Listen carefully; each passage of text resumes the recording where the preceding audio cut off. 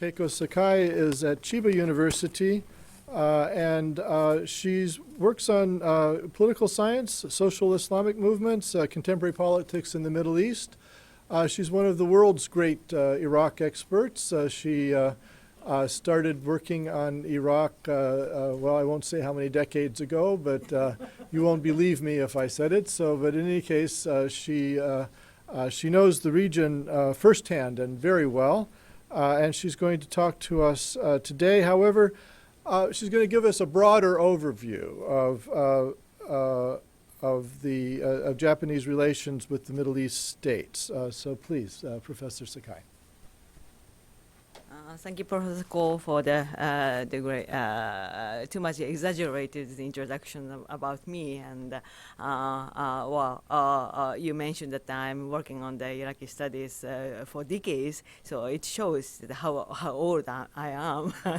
Anyway, thank you very much for inviting me to this conference, and I'm very glad to give a presentation here about Japan's relation with the Middle East. Well, actually, I presented the title with my presentation. As Professor Ko just mentioned, Japan policy towards the Middle East since 2001.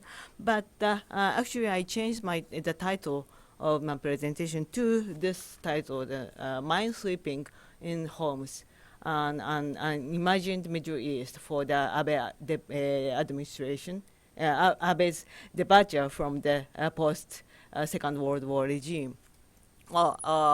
Well, yesterday, we had a lecture from by Professor Tanaka, and he mentioned that there is a question about Abe's policy on the dispatching the SDF to self-defense forces to the Hormuz area for minesweeping, and how serious is it? So well, there will be my answer in my presentation. Actually, if I say whether he's serious or not, well, actually he is not serious at all, and he's using this policy as a tool, as that I mentioned, to promote his own domestic policy, to widen the activity of the self-defense forces in the wider area. So let me start my presentation. Yes. Okay, when he was appointed as a prime minister for the second time in 2012, Abe faced two problems in Japanese diplomatic relations which needed to be solved. The first one was escalation of the risk of the clash with China since Japan's naturalization of the Senkaku Island at the end of Noda administration. The China considered the Senkaku Island disputed territory, insisting on her sovereign right. The second obstacle was the deterioration of the relationship with the United States after ex-Prime Minister Hatoyama mentioned the possibility of transferring the Futenma U.S. base to a location outside of Okinawa Prefecture.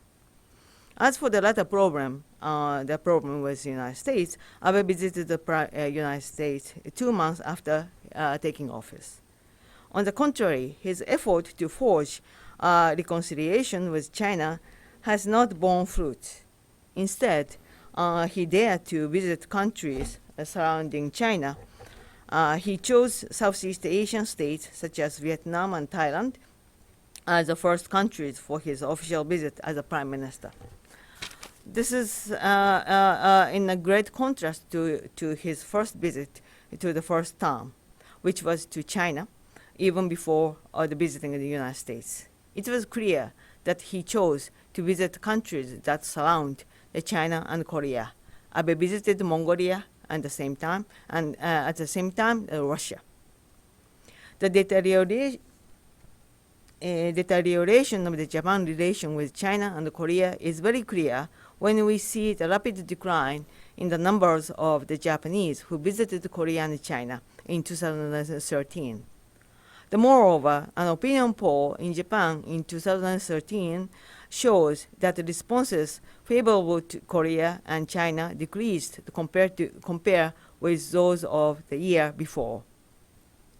In another opinion poll, the threat Japanese believe to be most serious are territorial dispute and Chinese military power and the situation on the Korean Peninsula. On the other hand, Chinese people consider the most serious threat to be the Japanese military power, territorial dispute, and the presence of the US military. While the Koreans see the territorial dispute, the situation on the Korean Peninsula, and Japanese military power as the most serious threat.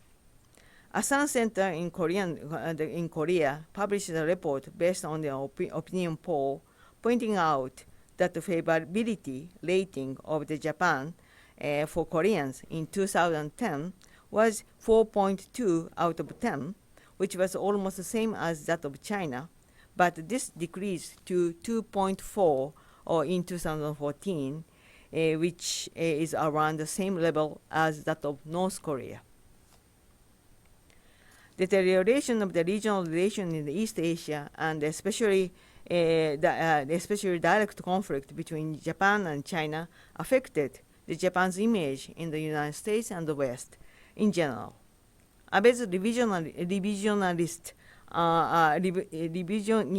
stance and his personal network with right-wing nationalists was clearly shown in Abe's statement released immediately after the assumption of the premiership that he would revise the Kono and Murayama statement, which admitted the presence of the so-called comfort women from Korea during the Second World War, and which expressed, quote, remorse and apology, unquote. Moreover, his visit to Yasukuni Shrine on the occasion of the one-year anniversary of his assumption to the premiership not only fueled the anger of Chinese and Korean leaders, but also stirred a sense of frustration among the policymakers in the United States. The Caroline Kennedy, U.S. ambassador to Japan, expressed unusually direct criticism, saying, quote, the United States is disappointed that the Japan's leadership has taken an action that will exacerbate the tensions with Japanese neighbors, unquote. From the analysis of his stance towards the United States and the Asian neighbors, it seems that the basic principles of his view on the diplomatic relations can be summarized as follows. First, the friend and foe understanding of the world politics. This is clear from his stance approaching the non-Chinese regional organizations and countries such as the ASEAN and India, rather than showing the compromise to China. The second, perception of the power politics backed by the military power. Facing such situation in the East Asia, Abe insists on the necessity of so-called development of the seamless security registration to ensure Japan's survival and protect its people. It's a very long name, which aim to relax the restriction on the military activities of the self-defense forces abroad, despite constitutional limitation. Third, revisionist view influenced by the conservative and right-wing nationalist supporters. His zeal to depart from the post-Second World War regime can be explained by his family background. As you know, that his grandfather is ex-Prime Minister Kishi, and as well as his connection with right-wing nationalist supporters such as Nippon Kaigi, Japan Congress, which encouraged him to visit Yasukuni Shrine. One of the inconsistent features of his diplomatic policy mainly comes as a result of the interference by his domestic networks in diplomatic policy making. In short, his diplomatic policy is shifting widely from the original diplomatic principles shown in the first volume of the Diplomatic Blue Book issued by a Ministry of Foreign Affairs. That is, a cooperation with the United Nations and pursuing these ideals, solidarity with the liberal bloc, and strengthening the cooperation with Asian countries. Then, Is this diplomatic shift applied to Japan's diplomatic policy towards the other regions of the world? Do we see any transformation in the Japan's relation with the Middle East? Is his policy with the Middle East related to that with the United States and Asia? Before answering these questions, we will briefly summarize Japan's basic policy towards the Middle East. Japan's policy towards the Middle East has been formed largely on two bases: economic interest, mainly to secure oil supplies, and its alliance with the United States.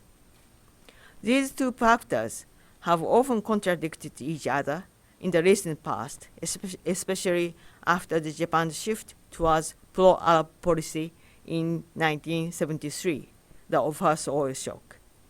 From that time until 1991, and to some extent to 2003, Japan consistently followed a dual path in its policy, one involving the policy dependence on the United States, and the other being the pursuit of its own bilateral diplomatic relation with the Middle Eastern policymakers, that is, independent policy.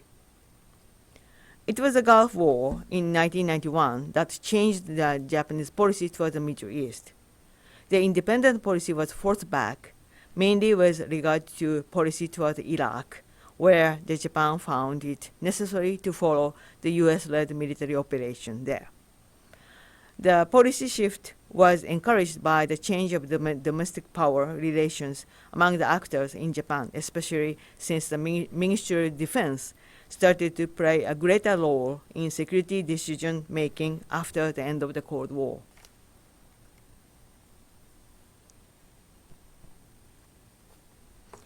During the Koizumi era, 2001 to 2006, Japan's dependency on the United States became more and more obvious at the expense of an independent diplomatic policy in the Middle East. The shift in the Japanese diplomacy from the economy-oriented to security-oriented policy in the 90s was accelerated by the incident of September 11, 2001, and the U.S.-led war against terrorism in Afghanistan and Iraq. After Iraq War, the Japanese government was quick to prepare the soil for dispatching self-defense forces to Iraq in the name of humanitarian assistance. A special law was passed in July 2003, and the cabinet decided to dispatch self-defense forces to Samoa, which the government believed to be the safest area in Iraq. It was obvious that self-defense forces' presence in Iraq was mainly to show the Japan's cooperation with U.S.-led coalition in Iraq. The decision to dispatch self-defense forces to the actual battlefield outside of the UN framework was a watershed in Japan's traditional security policy, which has been shaped by the Article 9 of the Japanese Constitution. Interestingly enough, regime change in Japan in 2009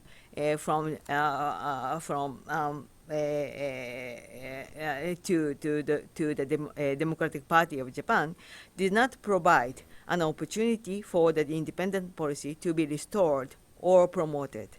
On the contrary, Democratic Party of Japan administration during 2009 to 2012 witnessed a serious absence of the diplomatic activities. Under its administration, no prime minister visited the Middle East. Only the Minister of Foreign Affairs paid visit to Saudi Arabia, UAE, Turkey, Qatar, Israel, Palestine, Jordan, and Egypt in the last year of their administration. What was crucial during the period was that the decline of the economy-oriented independent policy concerning Iran, as Mr. Tanaka mentioned yesterday. Japan had established its independent policy toward Iran, even while often under pressure from the United States to cut the relation with Iran. Under the Democratic Party of Japan administration, the United States insisted with increasing assertiveness that, in response to the suspicion of Iran's nuclear development, the international community should refrain from the transaction with Iran. This time, we don't find any trace of resistance from the Japanese side. At the beginning of 2012, the Japanese government decided to cease oil import from Iran in response to U.S. demand. This is a great contrast with the way the government reacted in the 80s and 90s. It was in this situation that Abe came to the premiership in the late 2012. He was quick to resume his visit to the Middle East as a prime minister in May 2013 to Saudi Arabia, UAE, Kuwait, Qatar, Egypt, as well as Jordan, Israel, Palestine, and he also paid a visit to Turkey twice in the 6 months during the 2013. At the beginning of 2014, he also traveled to Oman and 3 sub-Saharan countries. In repeated visits to Middle East, it became obvious that the Abe administration placed top priority on strengthening the Japan's involvement with this area. The main objective of the visit was to support the business activity of Japanese corporations there, and in particular to promote Japanese export of nuclear power plants. Does this mean that Japan's traditional and independent economic foreign policy is now back under Abe? Compared with the 70s and 80s, however, Abe's current approach to the economic foreign policy has 2 different backgrounds. First, the government acceleration of the economic activity in the Middle East at the beginning of the 2010s can be ascribed to its eagerness to catch up and to compete with Korean and Chinese rivals that have been active since around 2010. Chinese exports to the Middle East have been modest but steadily increased from 2.8% in 1994 to 5.8% in 2010 as a percentage of the total Chinese export. Secondly, and more importantly, the Abe administration places top priority on promoting the Japanese export of the nuclear power plants instead of its well-known consumer product or automobiles and knowledge-based products such as electronics. In fact, Japan's nuclear export policy has been the result of losing domestic market since the Great East Japan earthquake and its subsequent Fukushima disaster in 2011. Such a policy, however, damages Japan's image both as a symbol of peace and the victim of the world's first nuclear attacks, which used to earn Japan's wide popular support and sympathy in the Arab and Muslim societies. In this regard, Japan's energy pact with Turkey, for instance, stirs concern because it includes the provision allowing the Turkey to enrich uranium and extract plutonium by reprocessing spent nuclear fuel. In short, Abe's economic diplomacy towards the Middle East has been influenced by external factors such as economic competition between Japan and the other East Asian countries, and the decrease in the need for nuclear power in the Japanese domestic market that arise from outside of direct intercourses of the interest between Japan and the Middle Eastern countries. This may be related to the fact that the center of diplomatic policy making has shifted from Ministry of Foreign Affairs and the Ministry of Economic and Trade and Industry to the Prime Minister office since Koizumi administration. The significance of the Ministry of Defense and the Prime Minister office became increasingly highlighted in decision-making in the days of the Iraqi War 2003, despite the fact that It was a Ministry of Economy, Trade, and Industry that played a leading role in policy making on the Middle East in the 70s and 80s. In any event, Abe's visit to the Middle East seems to have been successful in bringing the Japanese company back there. According to Table 1, which shows the number of long-stay Japanese nationals from the 70s to 2014, the number of Japanese in Turkey increased more than 10% in 2013 and 2014 over previous year, while the average rate of the increase during the 2009 to 2012 was less than 5%. This is Turkey.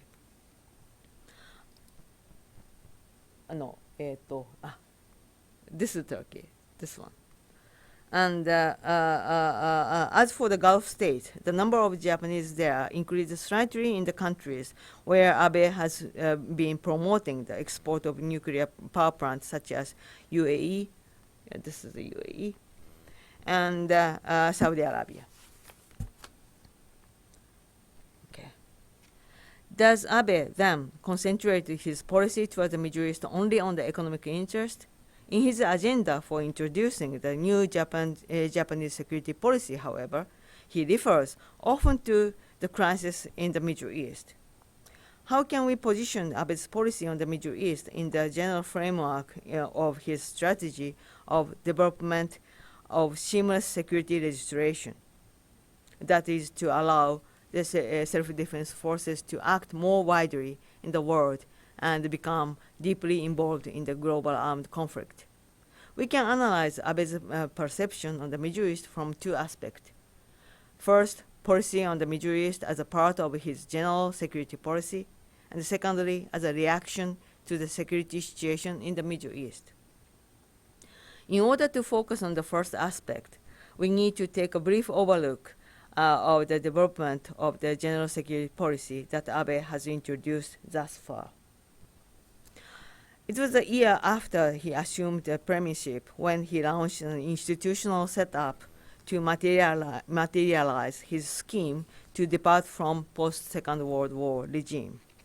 On December 2013, National Security Council was established.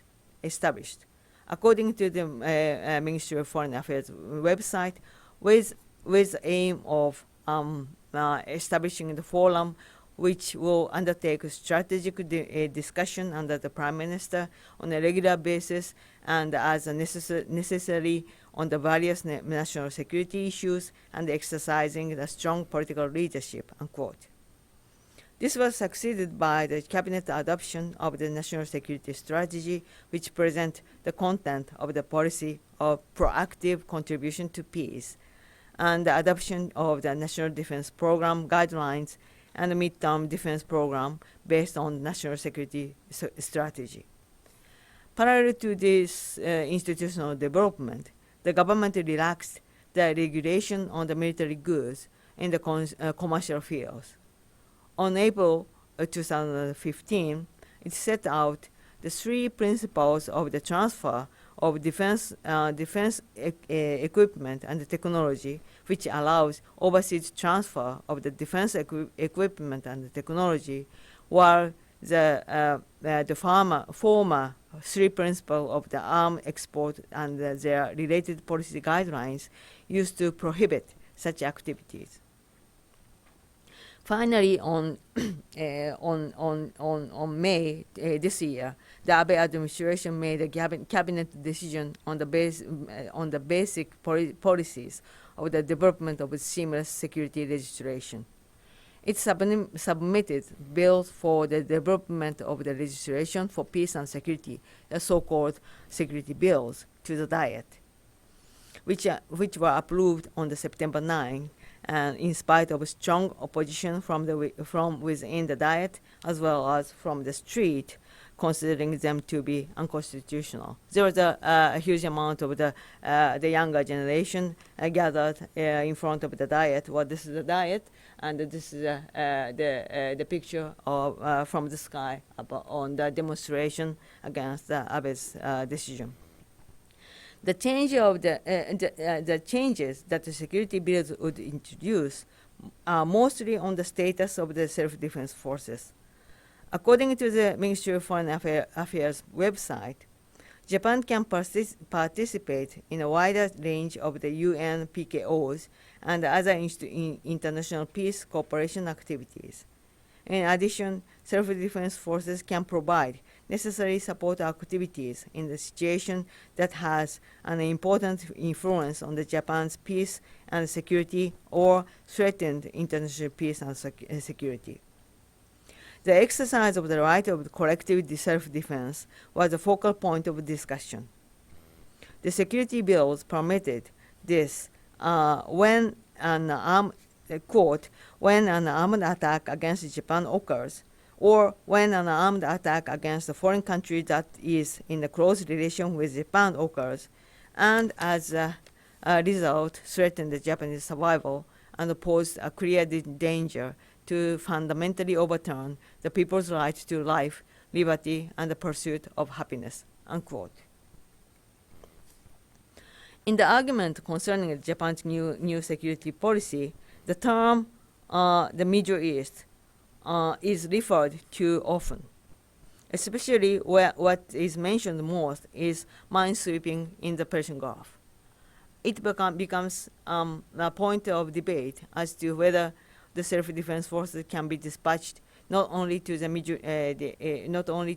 neighboring region, but also as far as the Strait of Hormuz for purpose of minesweeping, which can be considered to be the expansion of the area of so-called emergency contingencies in the area surrounding Japan. Asked in the Diet about the possibility of self-defense forces participation in the minesweeping in Hormuz, Abe answered, repeating that, quote, 80% of the imported crude oil passes through the Strait of Hormuz. The vital interest of Japan as seafaring country will be a jeopardy if the freedom of the maritime transportation is threatened. There will be a serious negative impact in maintaining the life of the Japanese nationals and their peaceful life. Should we stay away when there is the obvious danger of the mines and the other states are cooperating together in sweeping them? Unquote.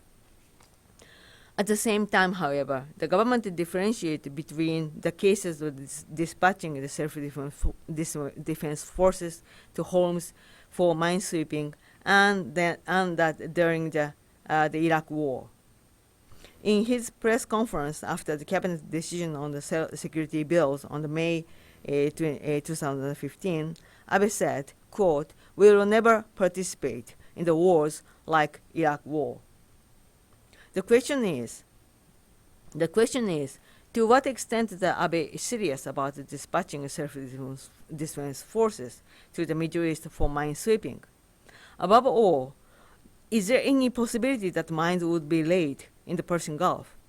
It was Iran that laid mines in the Persian Gulf when it happened 30 years ago. Is the situation now the same as 30 years ago? This is the question.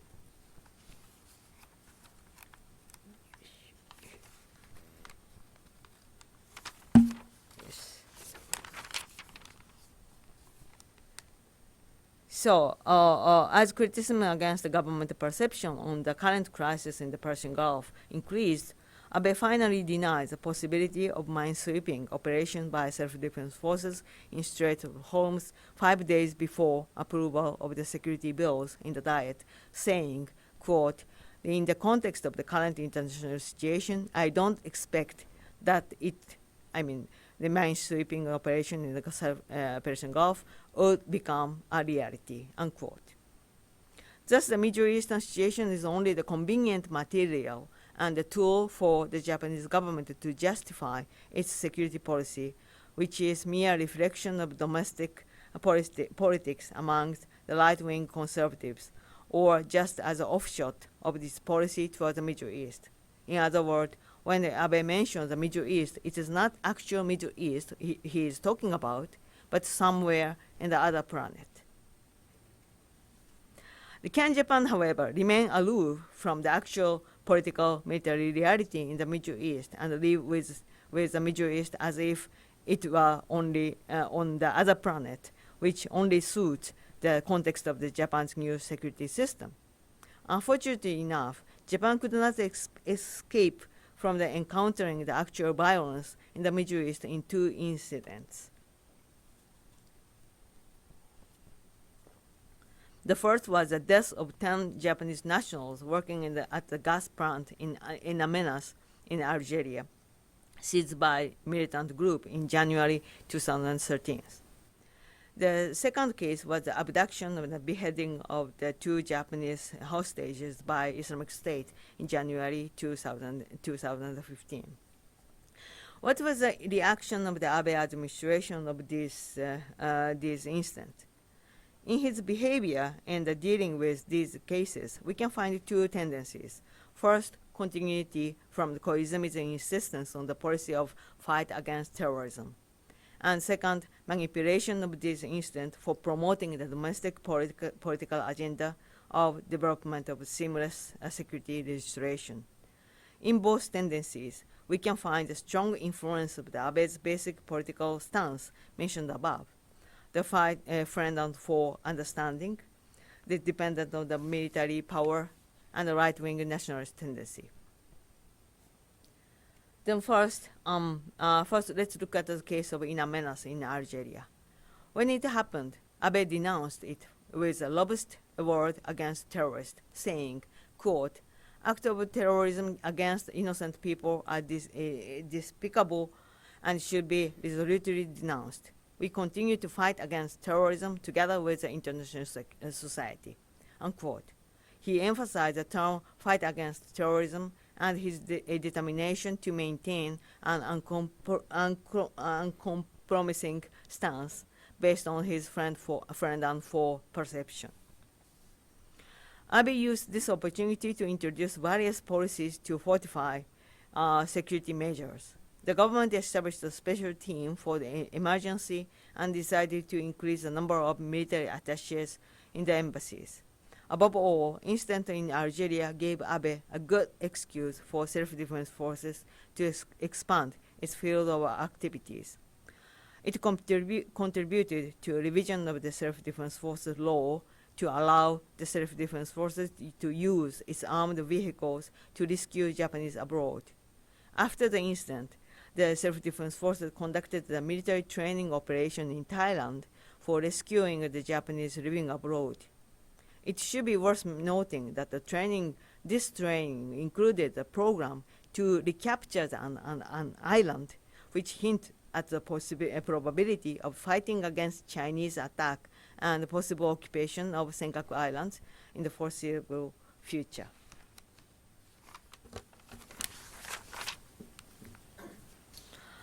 Another case of lives of the Japanese national being threatened was the abduction and the death of 2 Japanese hostages by Islamic State January this year. In this case, Abe also used the term fight against terrorism frequently and emphasized his solid determination not to bow to the terrorism, saying, quote, "Japan will resolutely fulfill its responsibility to the international community in the fight against terrorism," unquote. It was unusual, however, that he used extraordinarily strong word of outrage and to condemn the kidnappers, saying, quote, "Such an act of terrorism is outrageous and impermissible and causes me nothing but strong indignation," unquote. Moreover, he promised, quote, "to make terrorists pay the price," unquote, and called for revenge after beheading. The Yomiuri newspaper, the conservative Japanese daily newspaper, referred to the comment by experts who pointed out that it would unnecessarily create tension. As As Kunihiko Miyake, ex-diplomat and a conservative member of the advisory panel on the reconstruction of the legal base for security, called this incident a 9/11 for Japan. It was highly expected that Abe would use this opportunity to create a desirable atmosphere for having a security bills accepted easily and to call for a national referendum on revising the constitution. Indeed, Abe hinted at his will to utilize self-defense forces in solving such hostage problem, pointing out that, quote, once Japanese suffer from harm abroad, we cannot fully utilize the ability that the self-defense forces possess under the current legal status. The manner of his statement, however, turned gradually cautious as he realized the real threat from Islamic State. The Abe emphasized that the self-defense forces' participation in logical support for operation against the Islamic State would not be part of government policy, saying, quote, even though the law to enable the self-defense forces logistic support is enacted, we will not apply the law as a policy. He also admitted that a security bill would not be applied to the case of Islamic State in the self-defense forces' task to rescue the Japanese living abroad. This means that the Abe administration fully recognized the risk of deployment of the self-defense forces and the ineffectiveness of offering security to the Japanese abroad once a real threat such as Islamic State appears. As for the question that the gentleman over there asked to Dai about the difference between the abduction case under the Koizumi 2004 and the abduction case under Abe this year, well, there's the clear difference between them. Because when the 5 Japanese nationals were abducted in Iraq, Fallujah, at the time, well, the self-defense forces were there in Iraq. So it means that the priority of the government was on the how to secure the security of the self-defense forces in Samoa, not to protect the 5 Japanese. Okay, and then as for the Abe, abduction case happened without any threat to the self-defense forces. That's why he was rather free to denounce the Islamic State directly with using the harsh word. Well, I think this is a clear difference. I hope that you understand. Okay. Then the conclusion. Yes, conclusion. Then how can we can conclude that Abe's policy on the Middle East as it is as follows. The first, in the Middle East, Abe pursued economic interests whose motivation has emerged not from the bilateral relation but from domestic factors within Japan. Second, the Middle East may act as a good example for the government to use as a samples representative of a security problem and matters of the vital importance for the Japanese national interest in order to persuade the people of the necessity of introducing the development stimulus security legislation to ensure Japan's survival and protect its people. Third, threats to Japan's nationals in the Middle East can work as a lever to promote the government agenda of seamless security legislation. But if the threat proved to be too real, the government is obliged to keep a distance between risks that the self-defense forces can tackle and the terrorist threat, which really pose a danger to the Japanese nationals. The fourth, just something imagined is required, with some safe risks which are controllable by the Japanese government and which are not related to the real battlefields where the United States and other international actors are actually fighting against terrorism, thereby suffering casualties. That is, imagined Middle East on other planet. This is where the idea minesweeping in Hormuz came from. it is a trick to manufacture an imagined Middle East, firstly as a theater in which Abe can repeat his monologue on the fight against terrorism to United States audience, and secondly as a material that Abe can use for domestic political agenda to introduce security bills in order to satisfy right-wing nationalist supporters. This idea works only when there is no real threat to be faced by Japan. When a real threat arises, such as in an Islamic State, Abe cannot pursue the above two strategies and becomes obliged to be cautious in defining the role of self-defense forces. In a way, Islamic State was very successful in reminding us that Abe's monologue on the fight against the terrorism is heard not only by U.S. audience, but by those who are on the other side of fight against terrorism. Thank you very much for listening.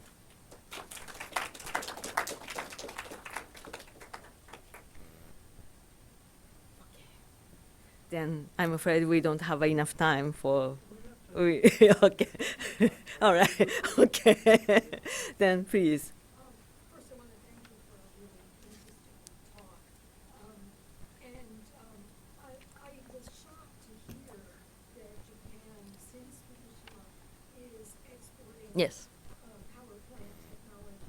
Yeah, this is a shock to us also. Yeah. So I actually, it's fascinating, and in hindsight, it doesn't seem all that surprising, but I was shocked. Yes. I wonder how widely known is this within Japan, and what has the domestic reaction been? And second, what about the United States?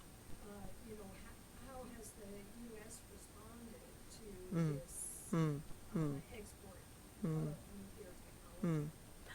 I think Mr. Tanaka knows better than me about the energy issue, but well, yes, you are right. And actually, at least for me, it was very, very big shock that the Abe administration promotes the export of the nuclear power plant to these countries. But as far as I understand, the media doesn't cover this issue a lot. And they don't consider it's a grave change of the policy. But some liberal newspaper, of course, carry the I can say the opinion, Turkish people's reaction against the nuclear power plant, especially the one of the praise that the nuclear power plant would be built is a praise with earthquake a lot. So there's a lot of voices, opposition voices from the Turkish people also fearing the same thing may happen as in Fukushima. So there are several news on such kind of voices, but relatively very few. And what about the U.S.? U.S. reaction. I don't know. Well, as I mentioned, if yes, that is the point. I think as far as I understand it, Japan cannot export the nuclear power plant without any consensus from the United States. So once they conclude, Japan concluded the agreement with Turkey on exporting the nuclear power plant. Of course, without U.S. consent, I don't think that it was possible. So it means that the U.S. agreed about that. I don't know. Maybe Tanaka-san can add some. Not much.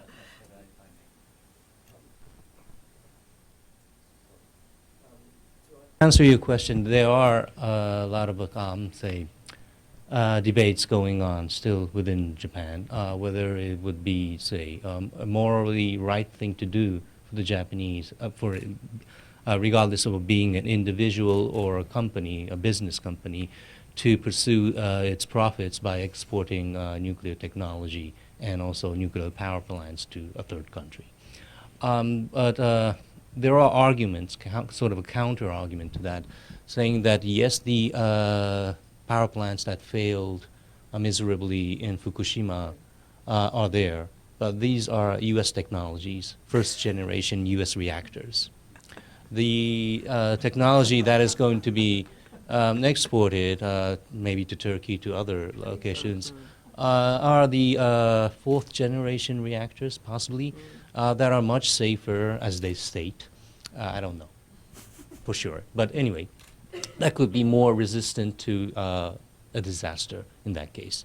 So having other countries like China, or possibly, I mean, Russia is already in the field, but Chinese are also aiming to export their nuclear reactors based on sort of, say, copying the original Japanese or American technology and then trying to export it in other countries, like in the Middle East.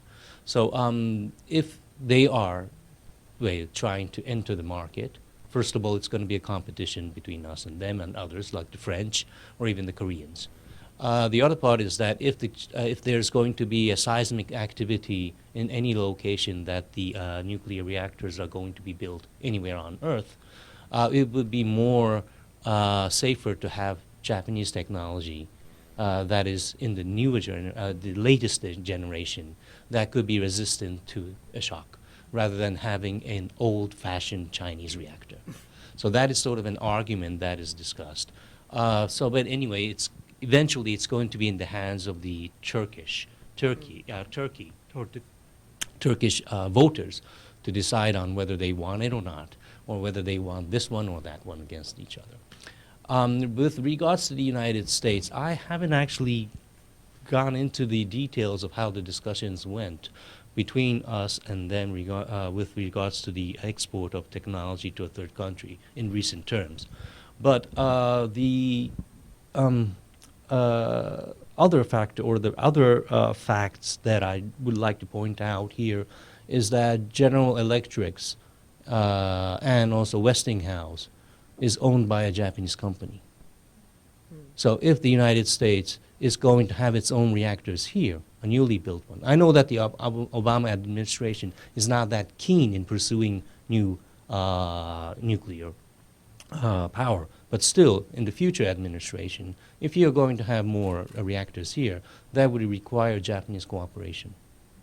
So I think the administration is wise enough not to enter into a debate that would cause a problem here back at home. No, I asked that about the U.S. mainly because, you know, and this is coming out of my own ignorance, maybe, but when the question of Iran and nuclear energy came up, there was so much public discussion and official discussion about the sort of permeable boundary between nuclear energy on the one hand and nuclear weapons on the other. And so I was thinking of it more in terms of security concerns about the Middle East. So, it's going to be about proliferation. Or the risk of proliferation, I believe that the Americans the United States government has a more cautious approach to any country that it's going to sign an agreement, the so-called 1-2-3 agreement, with a third party.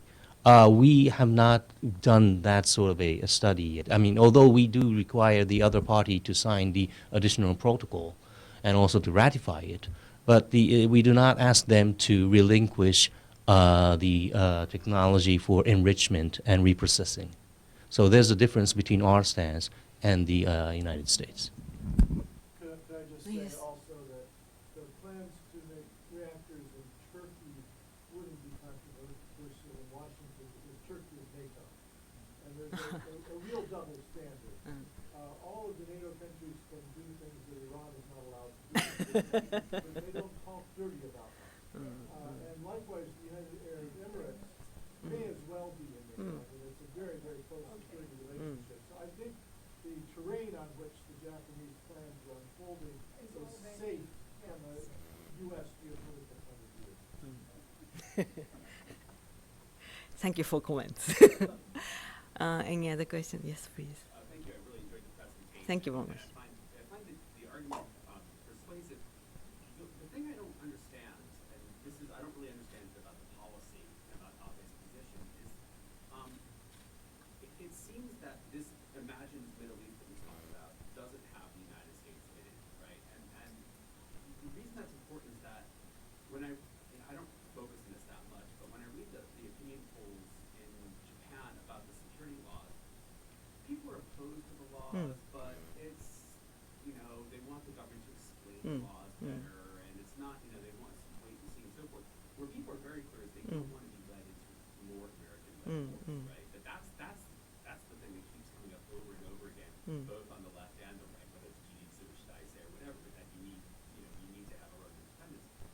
And I guess what I'm interested in is that if Abe talked about potential crises in the region, China, with China or Korea, whatever, that's messy and causes all sorts of political problems.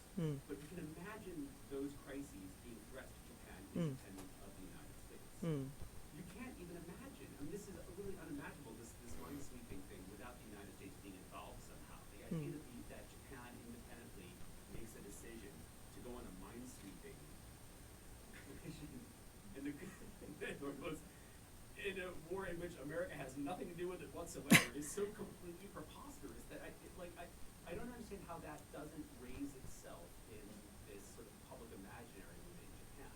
How does the story get told without the United States being clearly in the background and becoming sort of scary for that reason? I mean, I'm not sure it makes much sense. I'm not sure there's an answer. But Yes, please.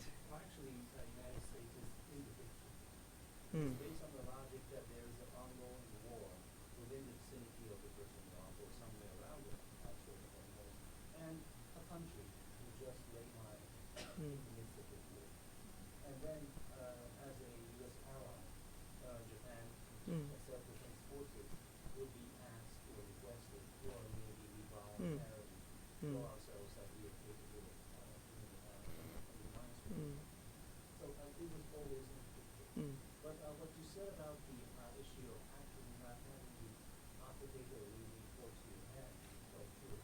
The real issue here is how we defeat the Chinese and the South Chinese and the East Chinese.